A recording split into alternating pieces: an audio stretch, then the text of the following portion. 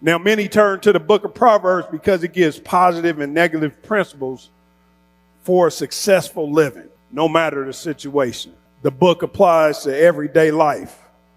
Proverbs presents two worldview categories extremely well. First, sovereignty and providence are taught by the laws of cause and effect in the moral realm. And secondly, the book provides practical insight on ethics and morality. And there's no book in the Bible that more effectively teaches that God's people are to have a different quality of life than the ungodly. Proverbs also show that humans may live by a right way or a wrong way, a wise way or a foolish way. And the primary author in Proverbs was Solomon, or we refer to him as King Solomon. And Solomon was the son of King David. And I don't know, but if you remember David, you remember this little kid who was the shepherd boy that killed the giant, killed Goliath with a slingshot and a pebble or a stone. And David was chosen to succeed King Saul.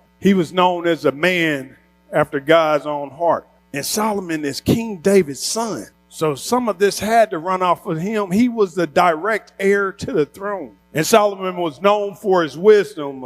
As a matter of fact, God asked Solomon at the beginning of his reign, he said, name a gift. Solomon asked for wisdom and knowledge so that he could rule the Israelite people well. He asked for direction so that he could lead the people well. See, there's nothing wrong with asking for direction. There's nothing wrong with asking what we want, what we need, or even what we desire. But then what? You asked for it, but then what? God granted Solomon his ash of wisdom and knowledge, and over the years, Solomon's wisdom became legendary, so that it was the greatest wisdom of all the people of the East, greater than all the wisdom in Egypt. It said that perhaps that most of Solomon's proverbs were written during the early years as king before he was led astray. We'll pause right there. So you telling me a man asked for wisdom, knowledge, God granted him this, and he was still led astray. King Solomon was speaking to no one specific person,